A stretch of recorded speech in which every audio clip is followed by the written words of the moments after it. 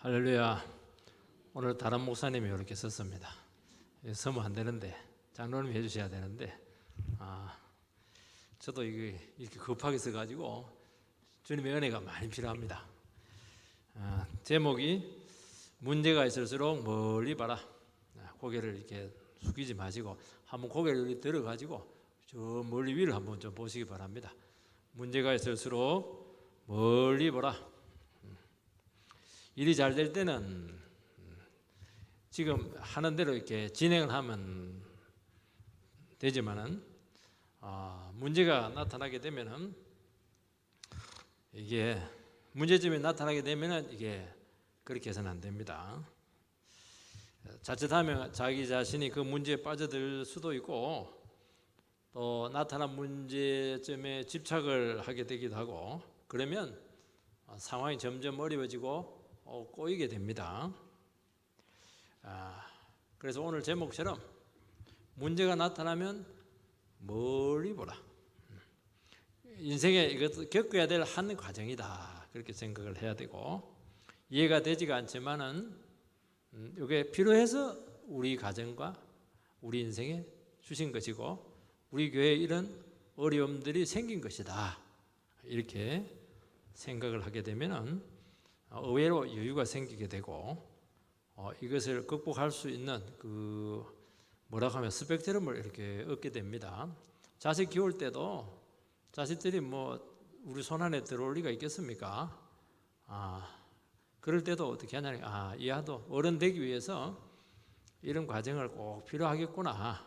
좀 이해가 안 되고 밉상이라도 조금 여유를 가지고 멀리 봐야 되겠다 그러면 멀리 안 가요. 몇 년 만에 다 돌아옵니다.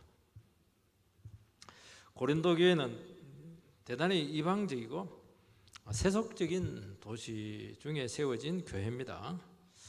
너무나 세속적이고 음란했는데도 불구하고 참 하나님의 기적은 놀랍습니다.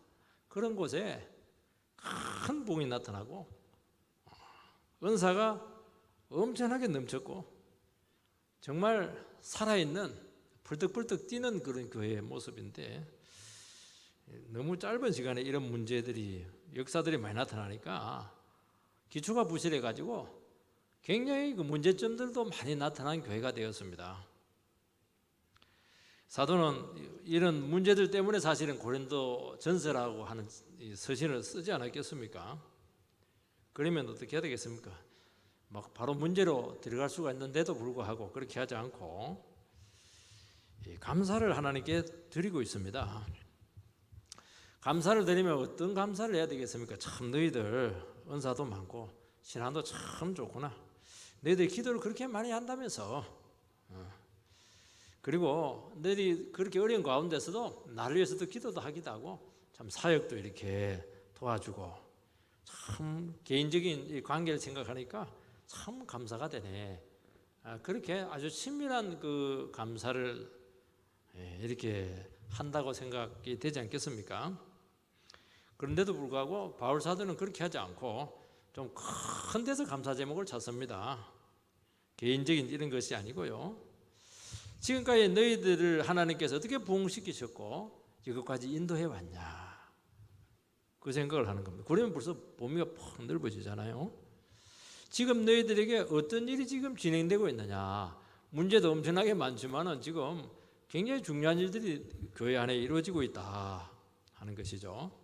그러면 앞으로 너희들은 어떻게 될 것인가? 그러니까 과거, 현재, 미래라고 하는 긴 시야를 두고 감사를 하는 것입니다. 감사를 하는 거 보면 사람들이 그 시야를 볼 수가 있어요. 이것은 역설적으로 말하면은 그들에게 많은 문제가 지금 나타나고 있는데 이 문제들로 바로 들어가지 말고 이것도 문제고 막 헌금도 문제고 우상숭배도 문제고 음란도 문제고 문제들이 참 많은데 그 문제로 바로 뛰들지 말고 이 문제들을 하나님이 하시는 먼 일에 한 걷기야 될 코스다 이렇게 이제 시야를 바꿔주는 것입니다. 그렇게 되면은 이 실현과 이 과정, 이 문제를 잘 극복하면은 훨씬 더 튼튼하고 견고한 교회가 될 수 있다 하는 것이죠. 바울은 이 교회의 당면한 문제를 미시적으로 보는 것이 아니고 먼 시야를 두고 바라보고 있습니다. 제가 존경하는 목사님이 이제 이런 말씀을 하셨어요. 교회 부흥에 너무 목매달지 말아라. 멀리 봐라. 길게 봐라. 마라톤으로 봐라. 이런 말씀을 많이 하셨어요. 왜냐하니까 아마 당장 조급증이 나. 이번 주에 몇 명 왔나? 다음 주에도 몇 명 오나? 이래버리면 막 그냥 굉장히 그 시야가 좁아진다는 것이죠. 멀리 봐라. 멀리 봐라. 그렇게 조언을 하는 것을 보았습니다. 예수님께서 살아계시고 예수님께서 나타난 이 모든 문제들에 대한 해결의 키이기 때문에 주님이 역사하게 되면은 이런 것들이 얼마든지 극복될 수 있다. 믿음으로 그들을 초청하고 있는 것입니다. 첫 번째는 이 바울이 뭘 감사하는가 하는 문제죠. 4절 말씀을 읽어보면은 그리스도 예수 안에서 너희에게 주신 하나님의 은혜로 말미암아 내가 너희를 위하여 항상 하나님께 감사하노니 바울은 주님이 그들에게 주신 은혜로 말미암아서 감사한다고 고백을 하고 있습니다. 고린도 교회에 주신 은혜가 무엇입니까? 하도 많아서 열거하기가 힘들어요. 하나님이 다 줬습니다. 이게 하나님께서 고린도 교회에 주신 은혜죠. 그들이 변화된 거, 그들에게 나타난 여러 가지 역사들, 교회가 세워진 것 자체가 기적이죠. 그리고 많은 풍부한 은사들이 나타나게 된 것입니다. 너무 많다 보니까 찾을 수가 없는 것이죠. 바울은 그들을 위해서 기도할 때마다 주님께서 그들에게 주신 은혜를 생각하면서 항상 감사한다는 것입니다. 사람들이 막 역동적이고 적극적이고 그랬다는 것이죠. 정말 문제가 있고 사고 교회고 또 여러 가지 참 허점들이 많이 나타나고 이렇게 되면은 특징이 있어요. 그 문제가 막 도드라져 보이기 때문에 다른 귀한 것들이 전혀 눈에 안 들어옵니다. 사람들 얼굴 거울을 탁 보면요, 얼마나 잘생긴 애가 많아요. 이마도 반들반들하고 말이죠. 입술도 그냥 붉고 이렇게 한데 막 뽀드락 자라난 거 요거 때문에 막 기쁨 다 잃어버려요. 요거 막 어떻게든 없애야 되는데 그럴수록 이게 썩내죠. 그렇게 하면 안 돼요. 그래서 어떤 형제가 죄를 짓고 있고 무리를 일으켰으면 그 잘못만 딱 보입니다. 그리고 그거 가지고 비난하고 판단하고 이렇게 접근하니까 이미 시작도 하기도 전에 그냥 파행이 되는 것을 알 수가 있습니다. 전체적으로 보면은 너무나 많은 은혜의 역사가 있었고 너무나 많은 열매들이 있었다는 것입니다. 물론 이것에 대해서 생각을 하고 감사하게 한다고 하더라도 그 잘못과 흥분은 없어지는 것은 아니고 그거는 응분의 조치를 받아야 되는 것입니다. 그렇지만 전체적인 문제 가운데 하나를 딱 문제를 보게 되면은 절망적이지가 않아요. 그리고 자꾸 그래도 믿음이 생기는 겁니다. 근데 보니까 이게 그때는 이게 뭐 모든 문제인데 모든 문제가 아니었어요. 이게 굉장히 중요한 겁니다, 여러분들. 부모는 자녀들이 말 안 듣고 통제가 안 될 때 말해봐야 잔소리고 또 뻔나가고 이렇기 때문에 그때 말한다고 되지 않아요. 그러면 부부가 무슨 얘기합니까? 어떻게 하면 저놈의 자식 버릇을 고칠까? 누굴 닮아서 저런 행동을 합니까? 당신이지? 이렇게 하지 않아요. 저놈이 저래도 그동안 하나님께서 많이 만졌고 참 아름답게 키웠어. 하나님이 아니었으면 어떻게 이 자식이 될 수 있었을까? 그렇게도 얘기하는 겁니다. 그리고 얼마나 많이 변했어? 여보, 그렇게 하는 것이죠. 아직 어리고 세상에 눈 뜨면서 욕망이나 자기 삶이 다스려지지 않아서 그렇지, 기질이 아직 지금 통제가 되지 않아서 그렇지, 저거 우리 얼마든지 기도하면 극복이 안 되겠나? 그래도 이놈의 자식은 내보다 낫다고 이렇게 대화가 되는 겁니다. 그러면 훨씬 여유가 생기고, 그리고 그 녀석이 그 순간부터 이제 사랑스러워져요. 조금 보고 싶어요. 여유가 생기고 수용력이 생기는 것이죠. 이것이 얼마나 귀한지 모릅니다. 이게 믿음이거든요. 그러면 하나님께서 반드시 그 문제에 개입해서 역사를 할 수 있는 여백을 드리는 겁니다. 믿음이라고 하는 것은 내가 다 하는 게 아닙니다. 여백을 드려야 돼요. 그는 그래서 서양화보다도 동양화를 좋아해요. 막 그렇게 하는데 흰색에는 아무 색깔이 없어요. 그러면 자기 상상이에요. 그거는 하나님께서 그림을 그려줘야 되는 것입니다. 바울은 고린도 교회 소식을 듣고 많이 속상했습니다. 그러나 그들 속에 역사하시는 주님의 손길을 바라보면서 이 상황도 자기 손 안에 있는 것이 아니고 하나님의 소관이다, 그렇게 고백을 합니다. 바울은 그들이 신앙생활 잘하고 기준에 딱 맞기 때문에 이 말을 하는 것이 아니에요. 하나님께서 주신 은혜, 그동안 이끌어가는 것을 바라보게 되면서 하나님 때문에 감사하는 것입니다. 그러니까 하나님의 입장에서 그들을 바라봤다는 겁니다. 여러분들, 우리가 왜 감사를 못하냐면은 내 입장에서 문제를 바라보기 때문에 감사할 게 하나도 없어요. 내 입장에서 감사하려면 내 기준에 맞아야 되거든요. 내 성에 맞는 게 어디 있습니까? 자식도 내 눈에 들어옵니까? 자기 자신도 그냥 불만이라니까요. 교회를 봐도 불만이에요. 사업체를 봐도 불만이에요. 만족되는 게 하나도 없어요. 만나를 봐도 그냥 불만이에요. 하나님께 바라보니까 전부 다 감사거리입니다. 100%. 그게 시각이라는 게 중요한 거예요. 그런데 이게 왜 중요하냐니까, 내 시각으로 문제를 바라보면 내가 그 문제를 해결해야 되지만은 하나님의 시각에서 문제를 바라보게 되면 하나님께서 그 축복을 하신다니까요. 이것이 안 되면은 자기 자신이 하나님의 입장이 되어서 정죄하고 조언하고 권면하고 책망하게 될 것이고, 그러면 문제는 점점 더 어려워지게 된다는 것입니다. 하나님의 입장에서 보니까 99%가 주님의 은혜입니다. 1% 여기 조금 신경을 쓰면 좋겠다 하는 것이죠. 그러니까 그전에 1%가 100%인데 이제는 99% 안에서 1%니까 그건 뭐 얼마든지 받아들일 수가 있고 부담을 줄일 수가 있게 된다는 것입니다. 어느 교회든지 정도 차이지 고린도 교회 같은 문제가 생길 수도 있고 다른 성도나 교회와 근본적으로 다를 것이 없다. 그러면서 공감력이 생기게 된다는 것인데, 이것이 모든 문제의 해결점이라는 것입니다. 그래서 그렇게 보세요. 일부러라도 쓰세요. 마누라가 꼴보기 싫고 그렇게 하면은 책상에 앉아가지고 마누라가 예달을 뭐 해왔나, 내 힘들고 이럴 때 무슨 말을 해줬나.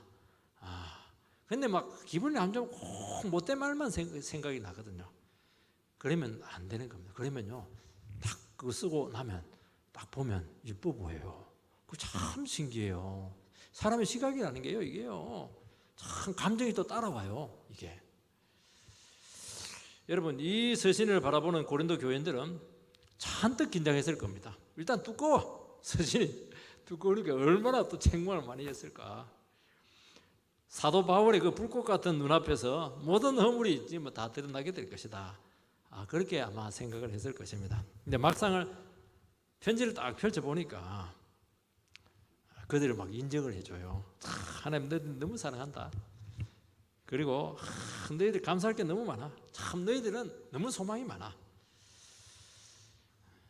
그렇게 지금 바라보고 있고 말을 하니까 잔뜩 긴장하고 있다가 칭찬을 들으니까 막 가슴이 막 싹 녹아내리면서 뭐 마음이 긴장이 딱 부러지는 거예요.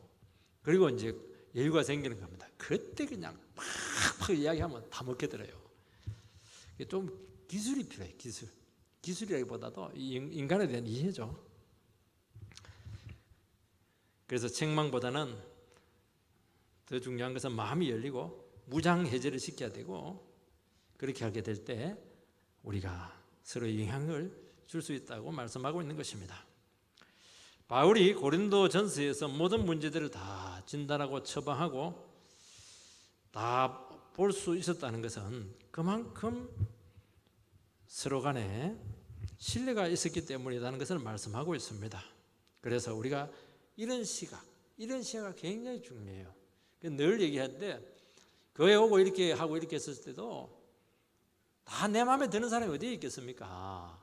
내 기질하고 너무 안 맞는 사람도 많아요. 나는 저 사람 때문에 이 교회 안 나오겠다. 심한 경우는 저 사람을 가는 천국이라면 내 천국 안 가겠다. 그런 말 하면 큰일 납니다. 그런 게 어디 있어요. 그거는 왜 그러냐, 자기 눈으로 봐서 그렇게 하는 겁니다. 길게 보세요. 길게 보고 이렇게 하면 얼마든지 할 수 있는 거예요. 왜 천국 못 가요? 다 갈 수 있는 겁니다.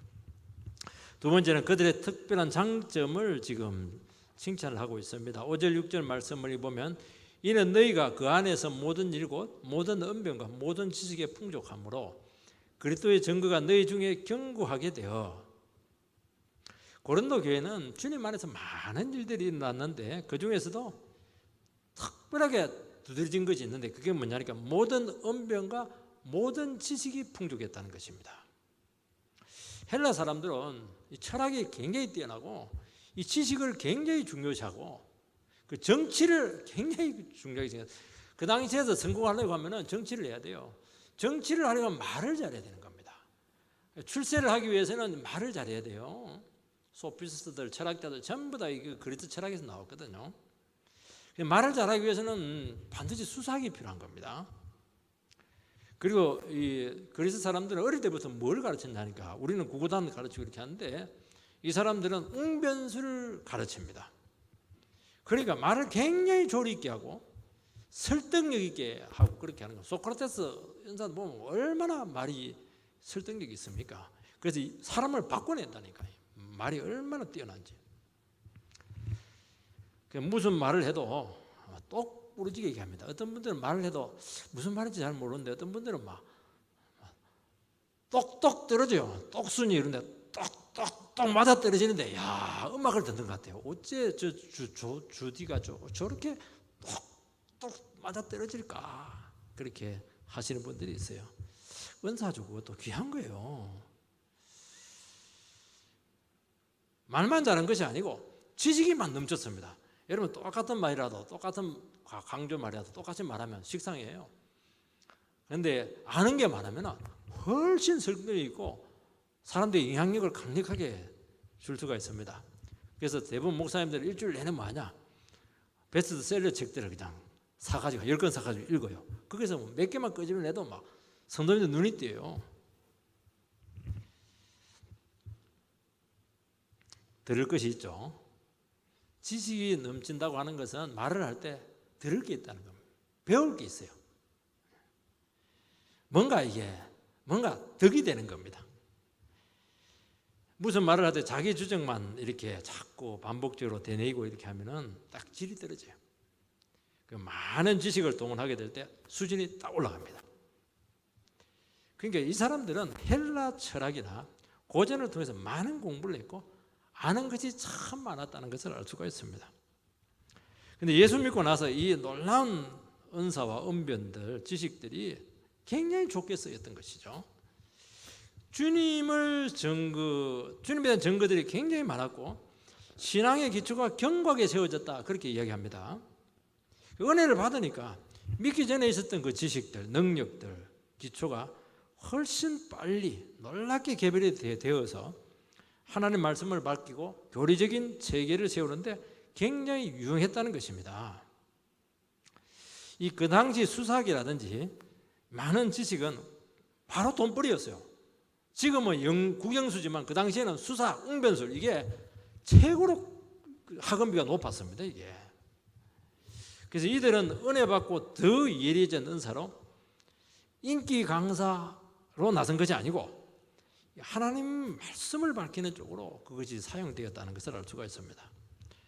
여러분 우리가 믿기 전에 다 한가닥 하고 재주들이 있습니다. 노래도 잘하고 악기도 잘 다루고 이렇게 하시는 분들이 은혜 받고 나서 그 은사를 주님을 찬양하는데 쓰게 될 때 노래 못 부르는 사람하고 악기를 못 다루는 사람하고는 비교가 안 돼요. 훨씬 영성 있고 감동적인 찬양을 부르는 것을 알게 됩니다. 저는 너무 놀라운 것이 있었어요. 너무 평범한 찬양이거든요. 근데 그 성악을 전공한 한 자매가 캠프 때 불렀는데 완전히 곡이 달랐어요. 완전히 영혼을 완전히 바꿔놔 버렸어요. 얼마나 감동적인지 참 이렇게 다르구나 하는 것을 알게 되었어요. 밤무대에서 돈벌이용으로 쓰는 것이 아니고 사람들에게 큰 은혜를 끼치는데 얼마나 유용하게 쓰였겠습니까? 말이 설득력 있고 조리가 있다 보니까 막 솔깃한 거예요. 복음을 전할 때도 솔깃해요. 지식이 없거나 말 주변에 없는 사람들은 영성은 깊을지 모르겠지만은 성경 공부하고 이렇게 할 때 보면 막 말이 왔다 갔다 하고 앞뒤가 안 맞고 꼬이고 사소한 말 나열하기도 하고 이렇게 하면 막 그만 진부해지고 지루해지는 것입니다. 그게 은혜가 안 돼요. 그런데 어떤 분들은 성경 공부하는데 막 헛소리가 나는데 버릴 말이 없고 듣고 있으면 막 그 말에 막 빨려 들어가고 함께 성경하면 뭐 재밌어가지고 시간 가는 줄도 모르고 분위기를 완전히 살려놓습니다. 배우는 것이 많고 같이 있기만 해도 똑똑해지는 것을 느끼게 돼요. 이게 뭐냐니까 이게 중요한 거예요. 지식이 있고 분별력이 있고 말을 잘하고 정리도 잘하고 명확하고 논리적이고 참 우리 얼마나 이런 능력을 가지고 싶겠습니까? 사도는 그들에게서 감사거리를 찾고 그 소중함을 일깨워줍니다. 단지 은혜가 많다고 하지 않습니다. 구체적인 은사로 은혜를 바꾸어서 말하게 되니까 그들이 막 금방 피부에 와닿는 거예요. 다른 얘기 안 합니다. 너희들 말 잘하지. 굉장히 지식이 뛰어나고 굉장히 중요한 거야. 그것 때문에 너희들이 신앙적으로 굉장히 도움이 됐지 않았냐. 그렇게 얘기하는 것입니다. 그런데 이 은사라고 하는 것은 고린도 교인들에게 있어서는 이게 너무 쉬운 것이에요. 왜냐하면 그냥 체질적으로 하는 것이니까요. 그래서 자기 자신들은 이 가치를 모를 가능성이 많다는 것입니다. 그래서 바울 사도는 여러 군데를 돌아다녀 봤기 때문에 이들의 굉장한 그 장점이 눈에 바로 들어온 거예요. 그래서 그걸 일깨워주고 키워나가라 그렇게 말씀을 하고 있는 것입니다. 어떤 자매님은 이래 성공 모임을 이렇게 하는데 자기는 할 수 있는 것이 아무것도 없다고 그래요. 재주도 없다고 합니다. 요리를 잘하는 것도 아니고 힘 있는 것도 아니고 말도 잘하는 것도 아니고 많이 배운 것도 없고 아는 것도 없고 나는 이 모임에 무슨 도움이 있는가 그런 회의를 가지고 있었습니다. 그 얘기를 또 한 거예요. 그렇게 하니까 뭐 다른 자매들이 막 볼때처럼 달려들면서 말을 하는 겁니다. 집사님은 상담도 잘하잖아요. 언니가 있기 때문에 이 모임이 살아난다니까요. 유지된다니까요. 그곳에 있는 자매들은 막 똑소리들이에요. 공부도 잘하고요. 학위도 있고요. 굉장해요. 근데 참 집사님이 있기 때문에 융화가 잘 되고 있어요. 눈에 보이는 재주는 없어도 언니가 다 하고 있는 거예요 지금. 그래 말하지 않고 언니가 다 하고 있으라고 이렇게 얘기한다는 겁니다. 언니는 욕심도 많아. 제일 중요한 거 가졌으면서 더 가지려고 하다니 이렇게 하는 겁니다. 서로 이렇게 서로의 그 가치 소중함을 이렇게 이야기해 주면은요 굉장히 용기가 돼요. 내가 이게 굉장히 소중한 사람이구나 하는 것을 우리는 알게 된다니까요. 7절 말씀을 보면 너희가 모든 은사에 부족함이 없이 우리 주 예수 그리스도의 나타나심을 기다립니다. 그리스도의 나타나심을 기다리는 것은 두 가지인데요. 당장 재림이지 않겠습니까? 또 하나는 주님께서 삶의 현장에 나타나셔서 구체적으로 역사를 일으킨다. 이 두 가지 의미가 다 있는 것입니다. 고린도 교회의 성도들의 그 풍성한 은혜가 주님이 나타나심을 기다리는데 부족함이 없겠다. 아주 좀 말 표현이 조금 꼬이고 있죠. 주님의 역사를 기다리고 재림을 기다리는 그 신앙을 살아가는데 굉장히 풍성하게 했다는 것을 알 수가 있습니다. 우리는 신앙생활 할 때 금욕적이고 힘들게 순례자처럼 궁핍하게 참아야 되고 이렇게 될 가능성이 많아요. 그게 능사만은 아니라는 겁니다. 힘들고 고난 중에 있을지라도 우리는 얼마든지 풍성한 은혜를 서로 나누면서 부유함을 누릴 수가 있는 거예요. 그래서 서로 나누는 것입니다. 사랑하게 되고 같이 신앙생활 하는 것이 훨씬 더 좋은 것이죠. 그 얘기하는 겁니다. 그런 것들을 부정하면 안 되는 것이죠. 예수 믿는 사람들은 궁핍해야 돼. 가난해야 돼. 힘들어야 돼. 그거는 뭐 어쩔 수 없는 상황에서는 그렇게 할지 모르겠지만 같이 맛있는 건 나누고 서로 은사를 나누고 얼마나 좋고 아름다워요. 많이 하시기 바랍니다. 주님 재림할 때까지 하시기 바랍니다. 그냥 기다리는 것보다 성경 공부 막 열심히 해가지고 막 성경을 다 통달해버리면 얼마나 좋겠어요. 영혼이 얼마나 살찌고 부유해지겠습니까? 어떤 분들은 뭐 이 힘으로 나는 막 어려움을 견뎠다. 막 기다리는데 너무 힘들었는데 막 기다리면서 막 훨씬 더 풍성했다. 이렇게 하는 겁니다. 돈으로 막 요리를 잘하시면 요리로 막 섬기시고 말이지. 찬양으로 막 섬기시고 말이지. 지식으로 막 섬기시고 말이지. 건강해서 막 몸으로 막 설거지 해버리고 말이지. 얼마나 풍성한 신앙생활이겠습니까? 그렇게 하시고 교회는 그게 가능하다는 것입니다. 우리는 이 세상에서 가진 재능이나 능력이나 갖춘 것은 절대로 나쁜 것이 아닙니다. 그것을 신앙 안에서 잘 쓰게 되면 너무나 부유한 하나님 나라에 유익을 끼치게 된다는 것을 우리는 기억해야 돼요. 바울은 많은 공부를 했어요. 지금으로 말하면 정말 엘리트 중에 엘리트가 바울이었습니다. 성경, 철학, 헬라어, 히브리어 능통했어요. 이 사람은. 그래서 예수를 믿고 나서 나는 이 모든 것을 세상 초등학문을 배설물로 이겼다 이렇게 했는데, 여러분 바울의 그 지식과 능력과 언어 구사력이요, 이게요 얼마나 효과적으로 쓰였는지 신약 성경의 3분의 1이 바울이 집필을 한 것입니다. 그리고 얼마나 논리적이고 촘촘한지 몰라요. 이게 문제는 이것이 제대로 사용되는 것입니다. 진리 안에서 질서 있는 섬기면 모양으로 나타나게 될 때 참으로 아름다운 것입니다. 그런데 자칫하면 이것이 자기 자랑이 될 수도 있고 과시형으로 사용되게 된다면 부족한 것보다 못하고 부작용만 나타나게 된다고 말씀을 하고 있습니다. 너희들은 이런 전체를 밟지 말라는 것입니다. 그것도 한 가지 기억해야 될 게 뭐냐니까, 그렇게 소리 나고 은사가 풍성하고 이게 다가 아니라는 거예요. 그 얘기하고 있는 것입니다. 너무 말 잘하고 이렇게 한데 그게 그 사람의 영성이냐? 그건 또 다른 문제라고 지금 말씀하고 있는 거예요. 세 번째, 주님 앞에 갈 때까지 우리는 더 중요한 것이 있다. 그것은 열심히 영적으로 자라라고 말씀하고 있습니다.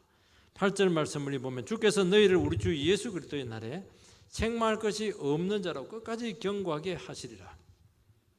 바울 사도는 그리스도의 날까지 책망할 것이 없는 자로 경고히 서라고 권면을 합니다.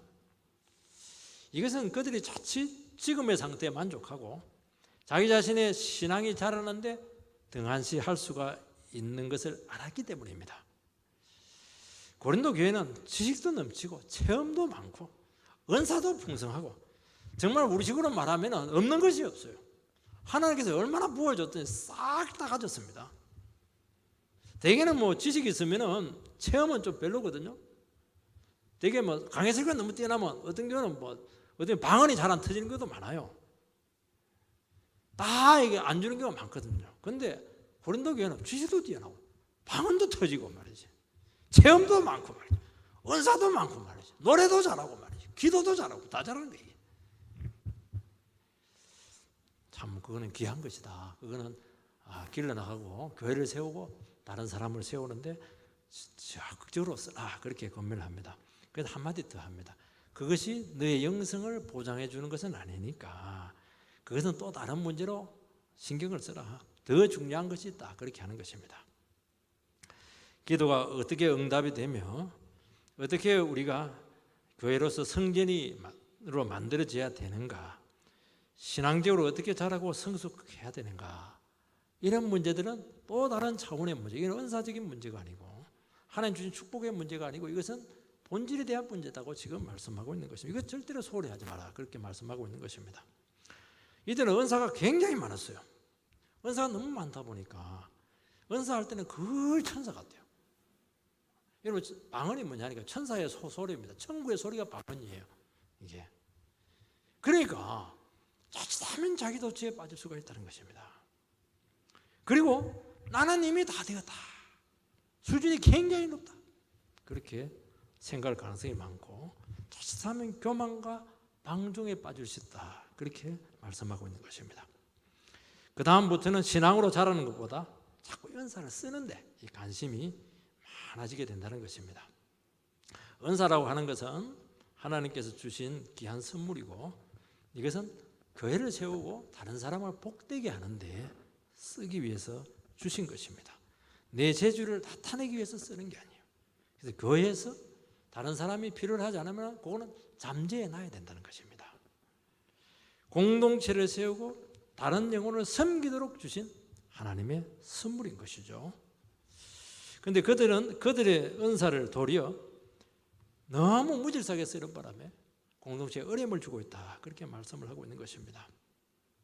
그리고 자기를 주장하고 신앙의 축도로 내세우지 마라, 그렇게 말씀하고 있습니다. 그래서 서로 자기 자신의 은사를 쓰려고 하다가 고린도 교회가 많이 무질서하게 된 것을 알 수가 있습니다. 목사가 설교를 하고 있는데 막 방을 해보고 이렇게 하니까 굉장히 그 예배가 무질서하게 되는 것을 알 수가 있어요. 그때는 막 예언이 막 또 터져버리고 이렇게 하니까. 여러분, 은사는 선물이고 귀한 것이고 사모해야 될 아주 중요한 것입니다. 그러나 그것이 나의 신앙 수준과 일치할 때 참 아름다운 것이죠. 그때가 참 귀한 것입니다. 그러나 또 일치하지 않을 수도 있다. 왜냐하니까 하나님께 많이 줄 수도 있는 거예요. 그래서 성령의 역사로 은사가 사용될 때 스스로 내가 그만한 영성이 있다, 그렇게 하지 마시고 더 기도하시기 바랍니다. 사용되는 것과 주님 앞에 내가 또 나 자신의 본질을 가지고 주님 앞에 바로 서는 것은 또 다른 차원의 문제라는 것입니다. 그것이 나의 영성을 반드시 보장해 주는 것은 아니다고 말씀하고 있는 것입니다. 말을 잘하고 복음을 똑부러지게 얘기하고 한다고 해서 그 사람이 그렇게 변했나? 그건 자기 자신이 또 하나님 앞에서 해결해야 될 문제라는 거예요. 말 잘하고 언변 좋은 거 하고 웅변 잘하는 거 하고 목사가 설교 잘하는 거 하고 네가 그 설교한 그 말씀에 네가 믿음대로 사는가는 그건 또 다른 차원의 문제라는 것이죠. 이거는 누구에게나 지금 적용되고 있다고 말씀하고 있는 것입니다. 설교도 은사잖아요. 너 자신 안에 있는 그 제 문제도 있고 교만 있는데 그거는 은사로 해결되는 것이 아니라는 것입니다. 네 자신이 또 주님 앞에 나가서 네 자신을 날마다 쳐서 복종시키라고 말씀하고 있는 것입니다. 아무리 성경 공부를 잘 인도하고 성경에 대해서 박식할지도 모르겠지만은 네가 그대로 살지 못한다면 그것이 도리어 너에게 독이 될 수가 있고 그것이 너에게 자랑거리가 된다면은 얼마나 여러 사람들이 시험이 되겠는가, 그 말씀을 하고 있는 것입니다. 바울 사도는 늘 뭘 경계했냐니까 너무 가르치기를 잘하고 박식하니까 남은 가르치고 나서 나는 남은 천국 백성이 되게 하고 나서는 자기 자신은 지옥에 떨어질까 봐, 버림받을까 봐 늘 두려워 떨었다, 그렇게 고백하는 거예요. 왜냐하면 자기 가르칠 걸 가지고 주님께서 심판대 반드시 판단할 것을 알았기 때문에 그렇게 하는 것입니다. 그래서 종교적인 체험이나 영성으로 보장되지 않습니다. 종교적인 체험이 영성을 보장하지 않습니다. 오직 진리 안에서 자기 자신을 드리고 그 인생을 드리고 믿음으로 반응하며 살아가는 것이 더 본질이다 하는 것을 말씀하고 있습니다. 그래서 우리는 어떻게 해야 되느냐? 너무 나타나는 것이 많고 이렇게 하다 보니까 눈에 보이지 않는 그 신앙적인 본질 부분이 쉽게 가려질 수가 있습니다. 이게 문제예요. 이게 문제입니다. 주님 앞에서 그거 얘기하고 있는 겁니다. 좀 말을 못할지 모르겠지만 정직한 고백에 더 힘이 있을 수가 있고 그것이 훨씬 더 진실하기 때문에 주님 앞에 인정받을 수가 있다고 지금 말씀하고 있는 것입니다. 성도는 그날을 위해서 100m 선수처럼 혼신의 힘을 다해서 영적인 경주를 하는 사람입니다. 그분의 오심을 간절히 사모하는 삶을 사는 것이죠. 모든 삶이 그분의 오심에 맞춰져 있습니다. 사모하시고 9절 말씀을 보면 너희를 불러 그의 아들 예수 그리스도 우리 주와 더불어 교제하게 하시는 하나님은 미쁘셨다. 바울 사도는 문제 많은 고린도 교회에게 마지막 소망을 표현하고 있습니다. 죄 많은 세상에서 특별히 구별하여 부른 그들에게 하나님께서 원하시는 것은 주님과 교제하는 삶을 사는 것이라고 말씀하고 있습니다. 주님과 인격적으로 동행하라는 것이죠. 삶에서 주님을 체험하는 것입니다. 교회를 통해서 자기 자신을 드러내는 것이 아니고 천국을 경험하는 삶을 살아가라는 것입니다. 여러분, 기독교는 교훈이나 경지가 아닙니다. 한 분의 인격 대신 주님과 동행하고 교제하는 것입니다. 그분을 알아가고 그분을 사랑하고 그분을 사모하는 마음을 잊지 말아라는 것입니다. 그리고 그분에게 감화를 받는 것입니다.